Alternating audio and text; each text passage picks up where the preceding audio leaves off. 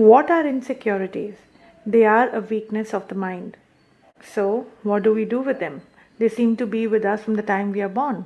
Actually, not really. As we move ahead in life and we start depending on others for our emotional attachments as a feeder to our heart and mind, we start developing a fear to losing them. And that is what creates an insecurity. So, we need to feed our mind just the way we feed our bodies with food for health. We need to feed our minds with proper right thought processes and thinking to make it stronger. Insecurities is a terrible disease that cannot be cured with just anything external.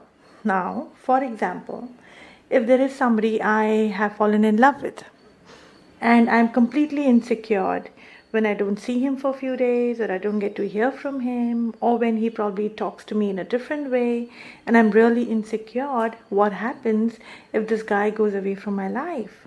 Or has he got someone else in his life? Or am I not as good for him? Or what's going to happen? Now, when does this insecurity arise? For us, we think that this is natural, but insecurities are not natural. So, what do?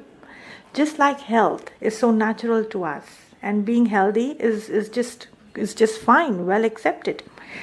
We do not have to accept insecurities. We just don't have to because they're not natural. So does that mean you stop loving a person? Does that mean you stop having a relationship? Does that mean you stop thinking about tomorrow? Does that mean that you stop having plannings for your future? No, not at all. What is really important is to strengthen your mind, to strengthen your heart. So, how do we do that? Yes, nothing happens overnight. Nothing happens overnight. The process has to begin from like now. We need to be in company of people who understand this, who understand the depths of the reality. All right. Now that sounds theoretically great. But what is this reality?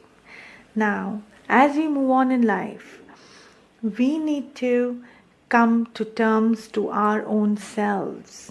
Really, very important. We need to come to terms to our own selves.